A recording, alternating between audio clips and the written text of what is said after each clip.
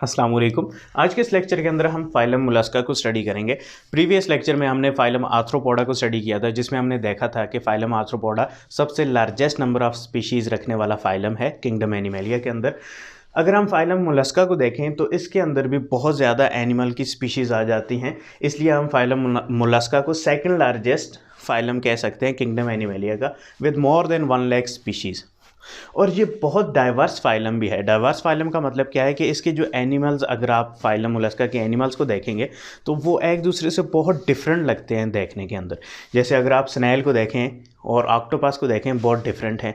और इसके अलावा आप मसल्स को देखें, स्नेल, ऑक्टोपस, मसल्स कितने डिफरेंट टाइप के दिखने वाले एनिमल्स हैं। सो ये डाइवर्सिटी आ गई है इन एनिमल्स की। बट इन एनिमल्स के अंदर कुछ ऐसे करेक्टरिस्टिक्स हैं जो सिमिलर हैं, जिसकी बेस पर इन सारे एनिमल्स को फाइलम मोलस्का के अंदर रखा गया। वो अभी हम थोड़ी देर में देखने वाले हैं। ओके, फाइलम मोलस्का का जो नाम है मोलस्का, इसका मतलब बनता है सॉफ्ट बॉडी। मोलस्का किससे निकला है? Soft body. सो इसके अंदर जितने भी एनिमल्स हैं उनकी बॉडी सॉफ्ट होती है। जैसे अगर आप स्नेल को देख लें, स्लग को देख लें, ऑक्टोपस को देख लें, इन सब की बॉडी क्या है? सॉफ्ट है। दो के इस शेल को आप रिमूव करके उसके बाद बॉडी को आपने देखना है। बॉडी इनकी क्या है? सॉफ्ट है। उसकी एक रीज़न होती है, उसकी एक वजह है कि इनकी बॉडी के ऊपर एक फ्लैशी लेयर होती है, कवरिंग होती है, जिसे मेंटल कहा जाता है, जो बहुत सॉफ्ट सी होती है। ओके, इसलिए इनको मोलस्का नाम दिया गया है। हैबिटेट की बात की जाए तो ये आपको हर जगह मिलेंगे, बट मोस्टली ये पानी के अंदर होंगे। पानी में भी ज़्यादातर ये आपको समुंदर के पानी के अंदर मिलेंगे, और कुछ फ्रेश वाटर के अंदर भी मिलेंगे, और कुछ जैसे मैंने आपको बताया ये हर जगह होते हैं, तो कुछ आपको ज़मीन के ऊपर भी मिलेंगे, जैसे स्नेल और स्लग वगैरह डैम्प या मॉइस्ट प्लेसेस पर ज़मीन की आपको मिलेंगे। सिमेट्री की बात की जाए तो ये बायलैटरल होते हैं। सिमेट्री क्या होती है इनकी? बायलैटरल होती है। बट इन एनिमल्स में कुछ, यानी एक क्लास ऐसी है या कुछ एनिमल्स ऐसे हैं जो एसिमेट्रिकल होते हैं, यानी उनकी सिमेट्री ही नहीं होती। ठीक है, बायलैटरल के बाद एसिमेट्रिकल भी होते हैं इनके अंदर, और उसमें एग्जांपल आ गई स्नेल की। यानी ये स्नेल अगर आप देखें तो ये एसिमेट्रिकल। एक रीज़न तो इसका ये आ गया कि इसके ऊपर जो शेल है वो एक साइड को झुका होता है, या एक साइड उसकी फोल्डिंग होती है। इस वजह से, इस शेल की वजह से भी ये एसिमेट्रिकल होते हैं। बट इसके अलावा भी जो एडल्ट स्नेल होता है उसकी बॉडी के अंदर ये जो, अगर आप डाइजेस्टिव सिस्टम को देखें तो ये डाइजेस्टिव सिस्टम घूमा सा होता है, और घूम कर अगर बॉडी के माउथ वाले रीजन के पास ही एनस मौजूद होता है।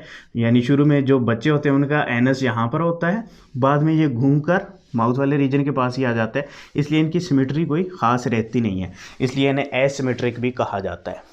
सो अगर आपसे क्वेश्चन पूछा जाए कि मोलस्का की सिमेट्री क्या है, तो आपने बोलना है बायलैटरल सिमेट्री है डेफिनेटली। बट कुछ के अंदर एसिमेट्री भी है, यानी कोई सिमेट्री प्रेजेंट नहीं है। कुछ एनिमल्स मोलस्का के अंदर ऐसे भी हैं जिनकी सिमेट्री नहीं है। ओके, अगर हम इनकी बॉडी को देखें तो एक और करेक्टरिस्टिक मोलस्का के अंदर बहुत नुमायाँ है, और वो है शेल्स का।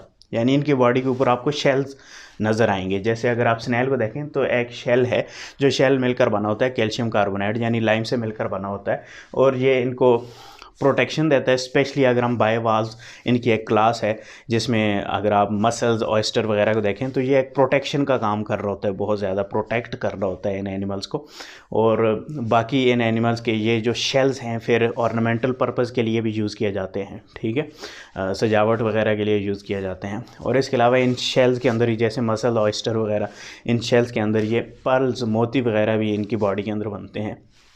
उनको भी निकाल के हम अपने ऑर्नामेंटल पर्पज़ के लिए यूज़ करते हैं। और इसके अलावा एग्ज़ाम्पल है कॉर्न स्नेल की। कॉर्न स्नेल समुद्र में मौजूद स्नेल होता है जो बहुत जहरीला भी है। याद रखिए, ये बहुत जहरीला है। इसकी जहर इतनी ज़्यादा है कि ये ह्यूमन को भी किल कर सकता है corn snail. But corn snail की जो वर्थ है वो बहुत ज़्यादा है फॉर ऑर्नामेंटल पर्पजेज़। ठीक है, तो इनकी बॉडी के ऊपर आपको शेल्स नज़र आएंगे। बट कुछ इनमें ऐसे भी हैं जिनकी बॉडी में शेल नहीं होता, जैसे ऑक्टोपस और कटल फिश होगी और स्क्विड हो गया। ठीक है, छोटा अगर शेल हो भी तो छोटा सा बॉडी के अंदर मौजूद होगा, बट बॉडी के ऊपर कवरिंग में नहीं भी होगा। बट मोस्टली हम शेल्स देखेंगे, इनके अंदर एक यूनिक करेक्टर होता है।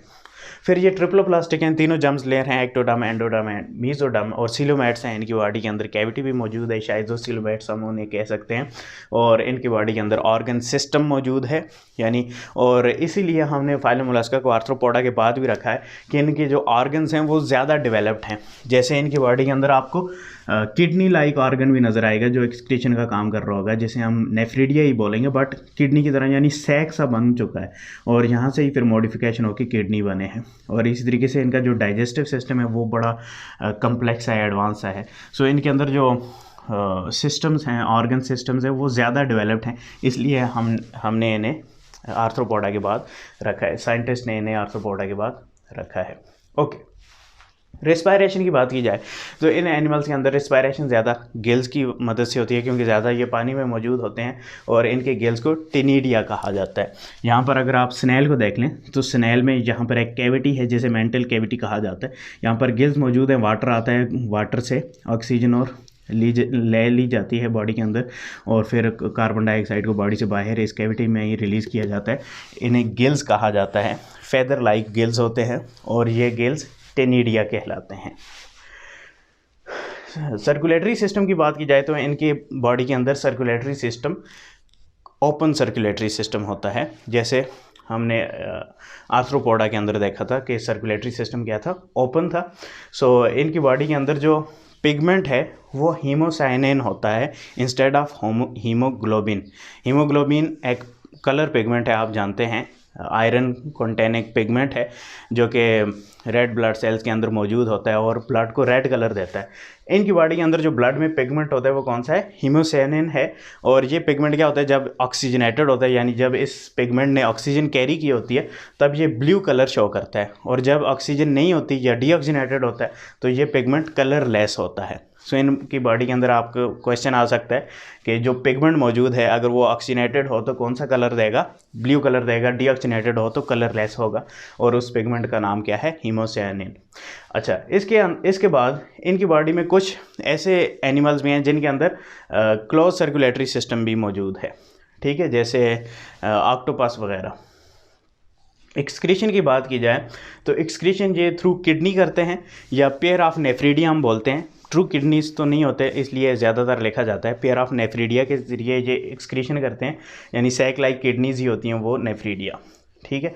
अगर सेंसरी ऑर्गन्स की बात की जाए तो इनकी बॉडी के अंदर सेंसरी ऑर्गन्स मौजूद होते हैं, जैसे टेंटिकल्स होते हैं, जैसे ऑक्टोपस में आप देख सकते हैं टेंटिकल्स होते हैं, उनकी मदद से वो ईट भी करते हैं, ग्रैब भी करते हैं चीज़ों को। और आइज़ होती हैं, आंखें होती हैं, कम्प्लेक्स आइज़ भी होती हैं, ऑक्टोपस की बड़ी कम्प्लेक्स आइज़ हैं। और ऑस्फेरेडियम भी है, ऑस्फेरेडियम क्या है, ये एक ऐसा इनके बॉडी के अंदर सेंसरी ऑर्गन है जो कि केमिकल सिग्नल को डिटेक्ट कर सकता है अराउंड इट्स एनवायरनमेंट, यानी जिस जगह पानी पर मौजूद हैं ये, वहाँ पर ये ऑस्फेरेडियम की मदद से डिटेक्ट कर पाते हैं कि इनका कोई प्रे तो इनके पास नहीं आ गया, उसकी बॉडी से जो केमिकल सिग्नल रिलीज़ होंगे तो ये उसे डिटेक्ट कर लेंगे और वहाँ से भागते चलेंगे। पानी गंदा तो नहीं है, इनके हैबिटेट के काबिल है कि नहीं, ये सारी चीज़ें ऑस्फेरेडियम की मदद से ये डिटेक्ट करते हैं वाटर के अंदर। और इसके अलावा स्टेटोसिस्ट सेंसरी ऑर्गन्स भी इनकी बॉडी के अंदर मौजूद हैं जो इन्हें बैलेंस वगैरह में हेल्प करते हैं।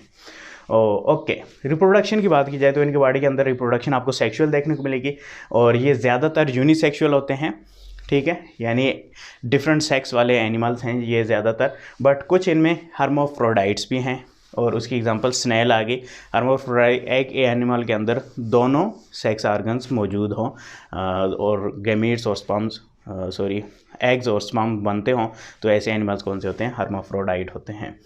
सो कुछ हर्माफ्रोडाइट भी हैं बट यूजली यूनिसेक्सुअल होते हैं। फर्टिलाइजेशन इनके अंदर इंटरनल भी होती है, एक्सटर्नल भी होती है। इंटरनल यानी बॉडी के अंदर फर्टिलाइजेशन होगी, स्पर्म एंटर होगा, एग के साथ फ्यूज़ करेगा, और एक्सटर्नल बॉडी के बाहर यानी एग भी बॉडी के बाहर रिलीज़ हुआ, स्पर्म भी रिलीज़ हुआ फिशेस की तरह, और वहाँ पर फर्टिलाइजेशन हुई। सो ये इंटरनल और एक्सटर्नल फर्टिलाइजेशन। डेवलपमेंट की बात की जाए तो इनकी बॉडी के अंदर इनडायरेक्ट डेवलपमेंट होती है, यानी ये ओवीपेरस अंडे देते हैं और अंडों से लार्वा निकलते हैं जो कि पेरेंट्स के सिमिलर नहीं होते। सो इस डेवलपमेंट को हम इनडायरेक्ट डेवलपमेंट बोलते हैं, यानी मेटामॉर्फोसिस होती है थोड़ी बहुत, ठीक है। डेवलपमेंट को भी हमने स्टडी कर लिया। अब हम बॉडी की तरफ आएंगे, लेकिन उससे पहले हाँ, पहले बॉडी को स्टडी कर लेते हैं, फिर जो इनकी 3 मेजर क्लासेस हैं, वैसे तो 7 क्लासेस हैं इनकी, बट 3 मेजर क्लासेस में आपको बताऊंगा कि इसके अंदर कौन कौन से एनिमल्स और उनकी क्या डिफ्रेंशिएशन, क्या खुसूसियात हैं जिसकी बेसिस पर उन्हें अलग क्लासेस में डाला गया है। ओके, एग्जांपल में हम स्नेल को देखें तो ये बाहर से स्नेल की जब हम बॉडी देखते हैं तो आप देख पा रहे हैं दिस इज स्नेल, तो ये इनका टेंटिकल आ गया, ठीक है, बॉडी के माउथ वाले रीजन पर टेंटिकल्स हैं 2, ठीक है, इन्हें अपर टेंटिकल बोल सकते हैं, और इन्हीं टेंटिकल्स के ऊपर आइज़ हैं इनकी, ठीक है, जो सेंसरी ऑर्गन्स हैं, और ये टेंटिकल्स भी सेंसरी ऑर्गन्स हैं, सेंस करते हैं। ओके, यहाँ पर अगर आप देखें तो ये लोअर टेंटिकल्स भी मौजूद होते हैं जिनके अपने फंक्शन है, और फिर लोअर टेंटिकल्स के पास माउथ वाला रीजन है, ठीक है, माउथ वाले रीजन के अंदर इनके पास दांत भी होते हैं, वो अभी हम देखने वाले हैं। सो ये माउथ वाला रीजन आ गया। फिर यहाँ पर ये इनकी क्या आ गई, बॉडी आ गई, ठीक है, और बॉडी में ये वाला जो एरिया है इसे हम फुट बोलते हैं, क्योंकि ये हम इसे मस्कुलर फुट बोलते हैं, इसके अंदर मसल्स मौजूद होते हैं जिसकी मदद से ये मूव करते हैं। अब क्योंकि सारा फुट जो है इनका ज़मीन के साथ चिपका हुआ है, इस वजह से इनकी मूवमेंट जो होती है वो स्लो मूवमेंट होती है, और इनकी बॉडी के ऊपर शेल भी मौजूद है जो कैल्शियम कार्बोनेट से मिलकर बना हुआ है। सो ये बाहर से बॉडी की स्ट्रक्चर हमने देख ली। अगर हम इंटीरियर देख लें ये तो क्या क्या इनकी बॉडी के अंदर चीज़ें मौजूद हैं। हाँ, माउथ वाले रीजन में अगर आप देखें तो रेडियोला मौजूद है। रेडियोला क्या है, आप इनके दांत समझ लें, ठीक है, और दांत कैसे, इनके रेस्पिंग ऑर्गन है, यानी रेस्पिंग जैसे रेती नहीं होती, या जैसे आप नाखून जो है साफ़ करते हो काटने के बाद, ठीक है, उन्हें सीधा करते हो तो पतले पतले दंदाने से हैं उसके, ठीक है, या रेस्पिंग रेती के पतले पतले दंदाने होते हैं। सो इनके माउथ के अंदर उस टाइप की टीथ होते हैं, जैसे ही फूड अंदर जाता है तो वो बिल्कुल फाइनली चॉप हो जाता है उस रेती के ऊपर, ठीक है, उसे रेडियोला कहा जाता है, जो कि फीडिंग के लिए रेस्पिंग ऑर्गन है, ठीक है। फिर यहाँ पर अगर हम देखें तो ये ग्रीन कलर में मैंने जो ड्रा कर रखा है, this is digestive system, mouth से स्टार्ट होता है, और यहाँ पर ये स्टोमक आ गया और इंटेस्टाइन होती है, फिर उसके बाद यहाँ पर एनस होता है, तो यहाँ से स्टार्ट हुआ, यहाँ पर आकर एंड हुआ दिस इज़ एनस। तो ये इनका डाइजेस्टिव सिस्टम आ गया। फिर यहाँ पर अगर आप देखें तो ये ब्लू कलर में मैंने ड्रा कर रखे, दिस इज़ गैंग्लिया रीजन, यानी यहाँ पर बहुत सारी नर्व सेल्स जो हैं वो इकट्ठी हैं, फिर नर्व्स के ग्रुप बाहर बॉडी के अंदर निकलते हैं, जो कि जिन्हें हम नर्व कॉर्ड कह सकते हैं। सो ये इनका नर्वस सिस्टम आ गया। और स्नेल के अंदर और जो लैंड के ऊपर हैं और कुछ पानी के ऊपर, उनका नर्वस सिस्टम इतना डेवलप नहीं होता, इसलिए हम कह सकते हैं उनकी बॉडी के अंदर ब्रेन नहीं है, but ganglia, pair of ganglia मौजूद हैं, ठीक है। बट इन्हीं के अंदर एक क्लास ऐसी आती है जिसे स्फेलोपोडा कहा जाता है, उनके अंदर ब्रेन, वेल डेवलप ब्रेन होता है, जैसे ऑक्टोपस आ गया, ठीक है, उनका ब्रेन वेल डेवलप, उनका यानी ब्रेन होता है और वो भी वेल डेवलप्ड होता है। ओके, फिर यहाँ पर अगर आप देखें तो ये इनकी पूरी बॉडी आ गई, ठीक है।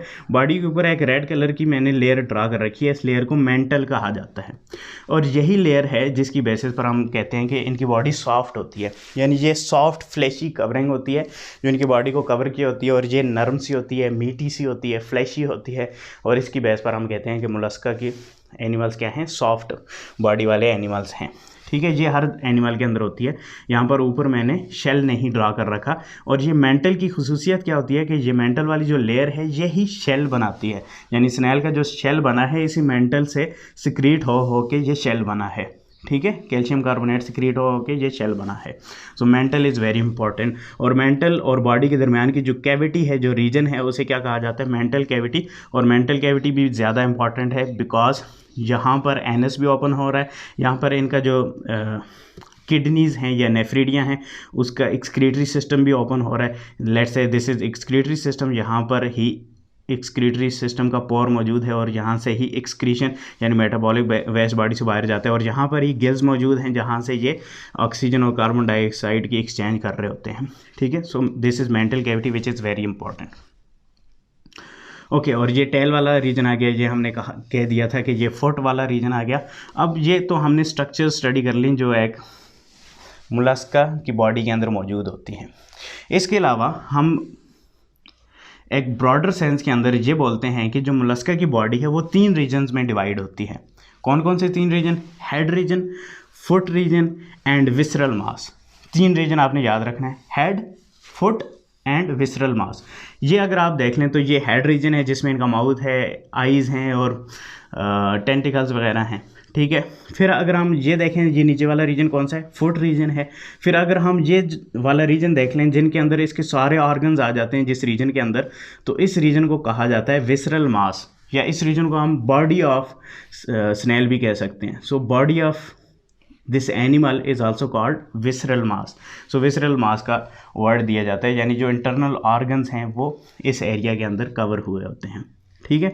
सो जनरली हम इन एनिमल्स को 3 पार्ट्स में डिवाइड करेंगे, head, foot and visceral mass. ये आपने याद रखना है। सो ये हर एनिमल के अंदर ये पैटर्न मौजूद होगा। ओके, अब हम इनकी 3 क्लासेस स्टडी करते हैं, उससे आपको थोड़ी और क्लैरिफिकेशन मिलेगी। एक क्लास आ गई गैस्ट्रोपोडा, जिसके अंदर स्नेल आ गए, स्लग्स आ गए। और इनका गैस्ट्रोपोडा नाम क्यों पड़ा है, गैस्ट्रो मीन इनका जो गट है यानी डाइजेस्टिव सिस्टम है, और पोडा मीन फुट। सो इसका मतलब ये है कि इनका जो फुट है वो स्टोमक के पास होता है। सो यहाँ पर आप देखें ये इनका डाइजेस्टिव सिस्टम है और यहीं पर इनका फुट वाला रीजन है। सो दीज आर गैस्ट्रोपोडा, यानी स्टोमक के ऊपर ही इनका फुट मौजूद है जिसकी मदद से ये मूव करते हैं।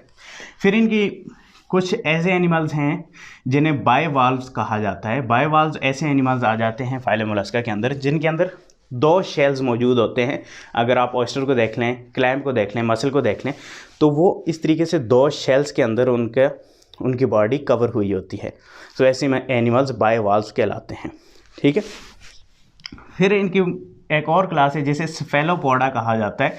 स्फेलो mean head and poda mean foot, यानी ऐसे एनिमल्स के जो फुट हैं वो उनके हेड के ऊपर लगे होते हैं। ठीक है। अगर आप ऑक्टोपस को देखें तो, और स्क्विड को देखें, कटल फिश को देखें, तो इनके जो टेंटिकल्स हैं, यानी टेंटिकल्स काइंड ऑफ फुट हैं, वो इनके हेड वाले रीजन में लगे होते हैं, इसलिए इन्हें स्फेलोपोडा कहा जाता है। और इनकी बॉडी के अंदर वेल डेवलप्ड ब्रेन भी मौजूद होता है, यानी वेल डेवलप्ड नर्वस सिस्टम भी मौजूद होता है। और इसकी एग्जांपल हमने स्टडी कर लिया, ऑक्टोपस, स्क्विड, कटल फिश। और स्क्विड अगर हम देखें तो ये बहुत बड़े एनिमल्स भी हो सकते हैं, जैसे कि 15 to 20 मीटर भी इनका साइज़ हो सकता है, यानी अप टू 50 फीट तक इनका साइज़ हो सकता है। तो ये चीज़ भी आपने याद रखनी थी। होपफुली तकरीबन सारी चीज़ें मैंने कवर कर ली हैं। क्विकली ओवरव्यू कर लेते हैं आज के इस लेक्चर के अंदर हमने क्या क्या स्टडी किया। फाइलम मोलस्का हमने कहा सॉफ्ट बॉडी वाले एनिमल्स हैं। सॉफ्ट बॉडी क्यों है अब आपको समझ आ गई होगी कि सारे एनिमल्स की बॉडी के ऊपर एक कवरिंग है जिसे मेंटल कहा जाता है, जो फ्लैशी कवरिंग है, जिसकी वजह से ये एनिमल्स सॉफ्ट होते हैं और सॉफ्ट बॉडी वाले एनिमल्स कहलाते हैं, मोलस्का कहलाते हैं। ठीक है। फिर हमने देखा इनकी हैबिटेट ये हर जगह आपको मिलेंगे, ज़्यादातर समुद्री पानी में और कुछ फ्रेश वाटर में और कुछ लैंड के ऊपर भी है। बायलैटरल सिमेट्री होती है इनकी, कुछ ऐसे हैं जो एसिमेट्रिकल भी हैं जैसे स्नेल वगैरह। इनकी बॉडी में हमें एक यूनिक करेक्टर मिलता है कि ज़्यादातर एनिमल्स के शेल्स होते हैं और वो शेल्स बहुत इंपॉर्टेंट भी होते हैं ऑर्नामेंटल पर्पसेस के लिए। और कुछ इनके एनिमल्स ऐसे हैं जैसे ऑयस्टर वगैरह या बायवाल्व्स, अब आपको पता चल गया होगा, बायवाल्व्स 2 शेल्स वाले जिनके अंदर मोती वगैरह भी बनते हैं। ट्रिप्लोप्लास्टिक एंसिलोमेट्स हैं, ऑर्गन सिस्टम इनके अंदर मौजूद होता है। रिस्पायरेशन गिल के ज़रिए करते हैं जिसका नाम टेनिडिया है। ओपन सर्कुलेटरी सिस्टम होता है ज़्यादातर, कुछ का क्लोज भी है। एक्सक्रीशन इनके अंदर किडनी के ज़रिए हो रही है, सैक लाइक किडनीज होते हैं या जिन्हें हम पेयर ऑफ नेफ्रिडिया भी बोलते हैं। सेंसरी ऑर्गन्स मौजूद होते हैं जैसे टेंटिकल, आइज, ऑस्फ्रेडियम एंड स्टेटोसिस। और रिप्रोडक्शन इनके अंदर सेक्सुअल होती है। ज़्यादातर ये एनिमल्स यूनिसेक्सुअल हैं, कुछ हर्माफ्रोडाइट भी हैं। फर्टिलाइजेशन इंटरनल एक्सटर्नल दोनों हो रही है। और डेवलपमेंट इनडायरेक्ट होती है, यानी पहले अंडे देते हैं और फिर लार्वा बनता है, जो सिमिलर नहीं होता पेरेंट्स के साथ, इसलिए हम इसे इनडायरेक्ट डेवलपमेंट बोलते हैं। बॉडी को हमने डिस्टिंक्ट किया है into head, foot and visceral mass. Visceral mass ऐसा रीजन होता है जिसके अंदर सारे इंपॉर्टेंट ऑर्गन्स मौजूद होते हैं। हेड में आपको क्या क्या चीज़ें मिलती हैं ये हमने स्टडी कर लिया। और फुट के अंदर फुट जो है जिसकी मदद से ये मूव भी करते हैं। और फुट बाज का स्फेलोपोडा का अगर हम फुट देखें तो वो टेंटिकल्स में फुट मॉडिफाई हुआ होता है जिसकी मदद से वो मूव भी करते हैं, चीज़ों को ग्रैब भी करते हैं।